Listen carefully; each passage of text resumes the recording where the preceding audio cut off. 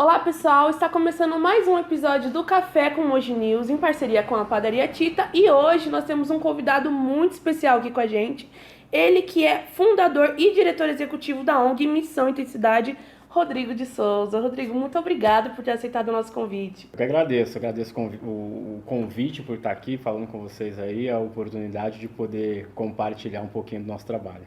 E Rodrigo, eu queria que você começasse contando um pouco da sua história, desde quando você começou a se interessar por ajudar o próximo, ter projetos sociais. Maria, passa pela minha história, né, como diz você, assim, né, a minha mãe, a família da minha mãe, ela sai do interior de Minas Gerais na década de 70 e vem para São Paulo, né, sai da zona rural de Minas Gerais e vem para São Paulo, para a zona leste ali, né, para Vila Matilde. Ela vem com os pais, vem muito nova, uns 14 anos. Chegando em São Paulo, ela conhece meu pai, que até então, né, não era meu pai, né, ela conhece meu pai. E o meu pai, ele se interessa por ela, quer ficar com ela, e ele quer ter relações sexuais com ela. E ela é uma menina caipira, virgem, de interior da zona rural de Minas Gerais, fica assustada. E ela não quer, então ele começa a levar ela para um bambuzal, espancar ela para ter relações sexuais com ela. E isso acaba se tornando meio que normal para ela, né? Por mais estranho que pareça dizer isso, mas até hoje tem mulheres que vivem situações parecidas. Você imagina na década de 70. Então ela praticamente era estuprada e vivia um relacionamento assim. E ela casa com meu pai, e aí nasce a minha irmã, né? O primeiro filho deles, eu. Só que ela vive um casamento de violência doméstica, né? E aí ela vai vivendo isso por vários anos. E aí ela então resolve se separar, depois de muito apanhar, e ela resolve se separar e voltar para Minas Gerais. Eu tinha menos de 2 anos de idade, a minha irmã era um pouco maior. Quando chega em Minas Gerais, ela conhece uma outra pessoa, que é o meu padrasto, que é o meu pai, quem me criou mesmo, né, quem eu tenho por pai. E ele era viúvo e tinha 4 filhos. Ela separada tinha 2. Como se não bastasse, eles acabam tendo mais uma. No canso nunca. E aí a gente cresce numa família de 7 filhos. Nossa. E uma pessoa que não era alcoólatra se torna alcoólatra e mais violento que o primeiro marido. Então meu pai passa a agredir a minha mãe. E aí eu presencio meu pai assim, quebrar dentes da boca da minha mãe na porrada. Assim. Eu cresci vendo meu pai espancar a minha mãe. Só que pior que violência doméstica é você morar mal. Imagine 9 pessoas morando em um cômodo com banheiro, um chão de terra batido. Nosso banheiro não tinha vaso sanitário, era um cano. Você fazia as necessidades ali no cano, jogava água e colocava uma lata para o cheiro não voltar. Mas pior que ver o pai batendo na mãe, pior que morar mal é você não ter o que comer. Então assim, a gente às vezes não tinha almoço, às vezes não tinha janta. A minha mãe fazia água doce de manhã pra gente. A gente tá com essa mesa com café aqui pra tomar, que é bem bacana, esse cafezão. E a minha mãe fazia água doce. Sabe o que é água doce, não? Não. Fervia água com açúcar, falava assim, ó, toma, porque não é legal ir pra escola com a barriga fria. Então a gente tomava água com açúcar fervida pra ir pra escola. Pior que ver o pai batendo na mãe, pior que morar mal, pior que não ter o que comer, não ter autoestima. Eu não tinha autoestima nenhuma. Eu era uma criança que eu ia dormir, eu cobria a cabeça e ficava uns 30 minutos chorando. Eu me recordo assim, de várias vezes adormecer chorando. Eu estava na escola com 11, 10 anos de idade, 9 anos de idade. Eu saía da sala de aula e ia para o banheiro chorar. E 3 coisas que me faziam muito chorar. Primeiro, o fato de ser preto. Eu não gostava de ser preto. Ser preto há 35 anos atrás, no interior de Minas Gerais, e as pessoas te chamando de macaco, tizil, cabelo de bombril, asfalto, e tudo de uma maneira muito normal, né? E, tipo, há 35 anos atrás você não tinha pais empoderados, psicopedagogo, uma internet que está todo o tempo informando, né? Então, era muito claro para mim que na minha observação de mundo, que ser preto era ruim. Então, aquilo, eu falava, eu não gosto. Outra coisa que me fazia chorar era a disfuncionalidade familiar. A gente morava assim no alto de um barranco, a gente morava assim num barranco. Quando meu pai vinha lá embaixo, assim, subindo a escada cambaleando, que ele chegava bêbado, eu sabia que ia começar o quebra-quebra, a gritaria. aquilo ali já me deixava mal. Então, essa bagunça em casa, de pai quebrando as coisas, batendo, gritando, aquilo ali me fazia muito mal. E por fim, a pobreza. Porque era todo mundo pobre, né? No meu bairro, meus amigos, era todo mundo pobre. Mas na casa do meu amigo que era pobre tinha comida. Na minha não tinha. E aí eu falo, por que eu sou pobre na minha casa não tem comida, na casa do meu amigo tem? Que ele é pobre também. Que ele é pobre também. Alguma coisa tá errada, né? Então essas 3 situações me ofendiam muito. E aí eu fui vivendo com isso. Quando você não tem autoestima, você não tem autoconfiança. Se você não tem autoconfiança, você não se expõe, porque você não quer ser ridicularizado. E aí eu fui crescendo uma criança, um adolescente, um jovem muito introspectivo no meu mundo. E aí meus irmãos iam saindo muito cedo de casa por causa do ambiente, né? Com 14, 15 anos eles iam saindo de casa e vindo para São Paulo, porque a gente tinha uma raiz familiar aqui. E aí em 2002 eu vim para Mogi. Eu volto para São Paulo, volto agora para Mogi. Eu já tinha 3 irmãs e um irmão que morava aqui nessa época, né?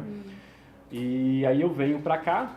E chegando aqui, eu tive, assim, 2 divisores de água muito importantes, assim. Quando eu chego ali na rodoviária do Tietê, não sei se você lembra, assim, do Will Smith no Maluco do Pedaço, assim, chegando na cidade do Tio Phil, assim, né? Então eu chego ali na rodoviária do Tietê, aqueles prédios, aquelas coisas todas assim, e falo, cara, que legal, né? Que negócio diferente. E aí, em Mogi, primeira coisa que mexeu muito comigo, cara, eu comecei a ver uns negrão assim dando aula em faculdade, dono de empresa, andando com uns carros bacana. Tinha ali o buchicho, os caras tocando samba, os negrão marrento ali, pá. Eu falei, cara, aqui é diferente pros pretos, né? E aí entra um negócio que é muito legal, representatividade. Sim. Você se vê em alguém que parece com você e que tá bem. Porque em Minas eu cresci olhando pro lado e os meus, pessoal, os adultos, estavam na drogadição, estava no alcoolismo, fazendo vários filhos com diversas mulheres diferentes. Então eu não conseguia projetar um futuro bacana para mim. Porque todo mundo que era adulto, ou a maioria dos adultos à minha volta, estava em situações nas quais, né, não me levava para um outro lugar positivo. E aí aqui em Mogi eu vejo isso. E aí um segundo divisor de água muito bacana, eu fui trabalhar depois de um tempo, assim, passei assim uns 6 meses, assim, bem com uma complexidade aqui em Mogi, porque eu fui morar na Vila Natal. Vila Natal é uma das periferias mais tradicionais de Mogi. É mais antiga também, é uma das mais antigas. E aí eu fui viver o que me apresentaram. Então eu passei 6 meses também num mundo assim meio obscuro, mas depois disso eu fui trabalhar no Clube de Campo de Mogi das Cruzes, que pra mim foi uma outra coisa muito bacana. Por quê? Eu comecei pela primeira vez a me relacionar com pessoas de nível socioeconômico diferente do meu e sociocultural do meu. Então isso me acrescentou muito. Eu comecei a ver outras pessoas que falavam de outras coisas, de outras culturas, de outros mundos, e aquele ambiente ali me inspirou para fazer educação física. Aí, cara, eu trabalhava no clube, eu era zelador da academia, então apertava parafuso, trocava cabo de aço, organizava e tal. E ali eu via ali o pessoal dando aula, e aí eu via um estagiário falando para um promotor de justiça o que ele tinha que fazer. Eu falei, putz, isso aí é legal, o pessoal tá mandando os outros, é isso que eu quero fazer, eu quero mandar também. Aí eu fui fazer educação física, fiz educação física na UMC, me formei, fui fazer pós-graduação em São Paulo, na Unifesp, no Hospital São Paulo. E depois, né, de todo um processo aí, mas casei, sou casado hoje com a Jennifer, com uma mulher linda, e eu falo que é bem legal porque no processo de adolescência, um dos grandes lances que a gente tem é a paquera, né? Pro adolescente, pro jovem ali, a paquera é a razão de viver, né? Sim. E, pô, as meninas não queriam paquerar o menino negro há 30 anos atrás, há 35 anos atrás. Hoje está todo mundo querendo um pretinho para chamar de seu. Mas há 35 anos atrás, cara, você não pegava ninguém, né? E eu lembro das minhas irmãs, eu tenho 5 irmãs. Eu lembro que as minhas irmãs colocavam toalha no cabelo para falar que era cabelo, né? Porque o estereótipo de beleza era o cabelo liso, a menina branca, e o moleque a mesma coisa também, né? Então, os meninos zoavam o moleque que era preto e as meninas não queriam paquerar o negrinho, né? Então, casei com uma mulher linda, a Jennifer, tenho 2 filhos, o Benício de 4 anos, o Benjamin de 2. Fui passar lua de mel em Santiago, fui andar na Cordilheira dos Andes, andar na neve. comprei meu carro, comprei a minha casa. Eu falo assim que eu tenho um banho quente. Quando a gente era pequena, né, na minha infância, a gente tinha que catar tijolo, botar um tijolo, achar pedaço de madeira no mato, fazer um fogo. Você pegava uma lata de tinta velha, colocava água, esquentava a água. Aí depois que você esquentava a água, você colocava na bacia, levava para o banheiro, temperava com água fria para equilibrar, pegava a caneca, aí jogava, se ensaboava, depois jogava de novo para tirar, que a gente chama de banho a cavalo. Sim. E, pô, eu tenho banho quente hoje, né? Então, diante disso tudo, eu entendi que que eu precisava fazer algo para essas crianças, para esses jovens que passaram e até hoje passam por situações que eu passei lá atrás. E aí você até me perguntou, como que você entendeu que você tinha que fazer isso? E é uma pergunta muito, muito bacana, Maria, porque assim, tudo que você faz hoje, se você estiver fazendo o que você nasceu para fazer, provavelmente tem a ver com a sua infância, com a sua adolescência. Porque as coisas que você brincava, os programas que você assistia na televisão, as coisas que chamavam a sua atenção quando você era pequena, te levaram para a profissão que às vezes você está hoje. Então, eu me recordo, por exemplo, assim, que a gente vivia entre a fartura e a escassez. Uhum. Tinha domingo que não tinha o que comer. Tinha outro domingo que juntava a família toda, os tios e ia fazer churrasco. E eu lembro que nessas festas, assim, né, de família mineira, tal, aquela coisa toda, se preocupavam-se com a comida, com a bebida alcoólica dos adultos, mas não se preocupavam, por exemplo, com a bebida das crianças. E eu lembro que com 12, 13 anos eu já trabalhava, então eu ia no mercado e comprava kisuke, não sei se você lembra do kisuko, né? Sim, saquinho de pó, eu comprava refrigerante e falava, vou levar porque eu sei que vai estar meus irmãos, meus primos. Uhum. Então você já começa a ver que você tem uma consciência de preocupação com a criança, isso eu com 12 anos. Eu lembro que no início dos anos 90, tinha um apelo muito forte sobre a questão da fome na África. Então você ligava a televisão, tinha os moleques somálios assim, os negrinhos careca, barrigudinho, sim, com o urubu voando assim. Então falava muito dessa questão da fome na África, estava muito na TV. Eu me lembro que eu em casa, vendo a TV, do menino da África passando fome, eu passando fome em casa, sem nada que comer em casa, chorando porque o menino da África não tinha nada que comer lá. É muito louco isso, né? Então essas questões já estavam em mim. Sim. Em um determinado momento elas afloraram e falaram, mas a gente precisa fazer alguma coisa. Mas eu acredito que realmente eu nasci com um dom, eu nasci com uma missão, isso estava em mim e precisava acontecer em algum momento. Muito bacana essa história, bacana, porque é isso que você falou, reflete, né? Aquilo que você viveu na sua infância reflete no que você é hoje, no que você executa hoje, né? Bacana essa história. E eu queria saber quais são os trabalhos que a Missão Intensidade executa hoje. Então, a missão hoje, quando a gente começou em 2015, a gente começou em 2015 o trabalho. Uhum. Em 2011, eu estava vivendo uma crise pessoal muito forte, né? Entre, cara, vou ganhar dinheiro, ser professor universitário, vou abrir minha academia, ou vou ser missionário no sertão nordestino e fazer trabalho com as crianças no sertão do Nordeste. Isso era muito caro para mim. E a partir disso eu não conseguia fazer mais nada, porque o propósito me puxava, a missão me puxava. E você está querendo ir para o outro lado, e quando tem algo na sua vida que te chama, que grita dentro de você, que é a missão, que é o propósito, e você vai ir para o outro lado, cara, você não vai ter paz. E eu não tinha essa paz, porque eu sabia o que eu precisava fazer, mas eu estava lutando contra isso. E aí, em 2011, eu vou dar aula na periferia de Mogi das Cruzes, que é lá no Novo Horizonte, e vivendo essa crise, cara, eu preciso fazer alguma coisa, eu preciso ir pro sertão, eu preciso cuidar das crianças.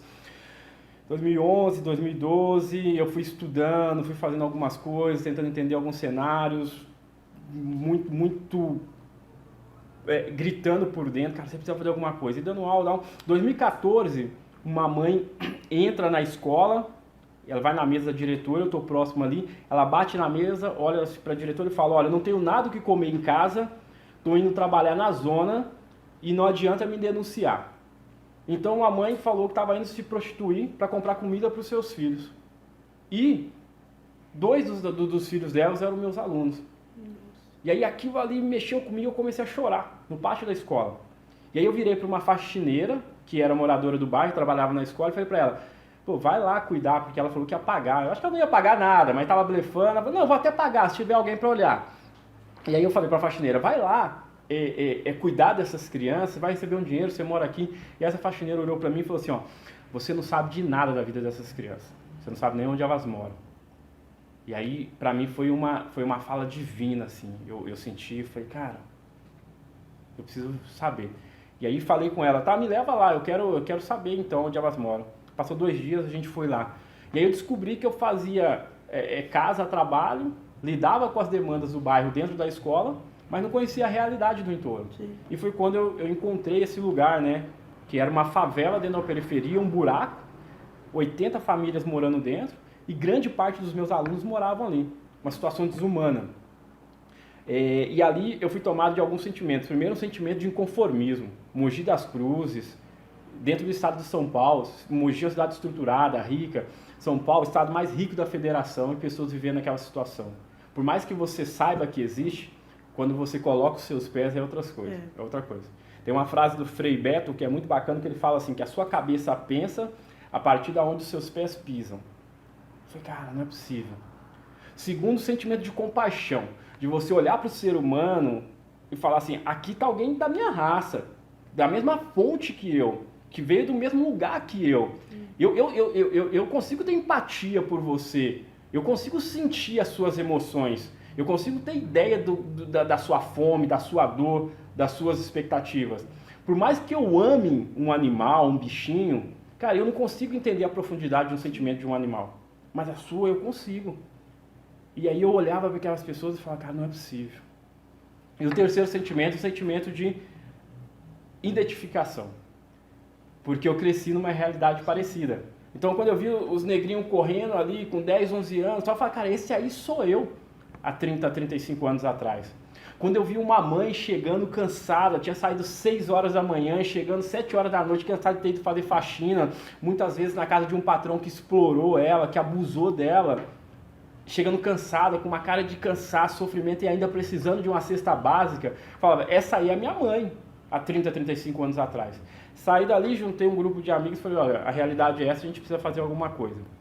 E aí, 28 de fevereiro de 2015, oficialmente, a gente começa o trabalho. Os 2 primeiros anos muito intenso, de muita entrega. Depois do final desses 2 anos, nesses 2, na verdade, dos 4 primeiros anos, a gente fazia um evento que era muito legal, que era uma ceia de Natal comunitária. Imagine você dia 24 de dezembro, onde todo mundo para cuidar de si, dos seus. Sim. A gente ia para a favela, levava voluntário, família de voluntário, comunidade, arrecadava muita comida, frango, peru, fruta, comida boa, passava o dia cozinhando. À noite a gente pegava, parava para comer, festejava, dia 24 para dia 25, 5 horas da manhã, a gente limpando o espaço, dividindo comida, tal, uma coisa linda. Para mim, um dos melhores dias da minha vida, assim, era essas ceias de Natal, assim. Imagine traficante, prostituta, pastor, criança, macumbeiro, o que você imaginar tinha lá, 180 pessoas. E aí a gente fazia isso. Só que depois de 2 anos a gente estava extremamente cansado. E a gente falou, ou a gente para, ou a gente continua o que a gente está fazendo, que é muito legítimo, mas a gente está dando muita coisa aqui e a galera começa a entender que você está dando muita coisa e eles vão tirando até secar. Ou a gente faz isso aqui de um projeto social sustentável, de transformação. E a gente foi por esse caminho, aí que a gente se organizou, redes sociais, conta jurídica, documentação, e a gente começou um processo de crescimento. E tem sido muito legal, a Missão Intensidade tem crescido muito, graças a Deus. E aí agora a gente está chegando a quase 9 anos de atuação. Hoje nós trabalhamos com esporte, cultura, educação tecnológica e qualificação profissional, com crianças, adolescentes e jovens de 4 a 29 anos. Legal. Hoje a gente está atendendo 350 pessoas, né, nessas áreas, né? E então, tanto nos pilares de cultura, de esporte, de educação tecnológica, que é uma ferramenta muito forte hoje, e na parte também de qualificação profissional com jovens.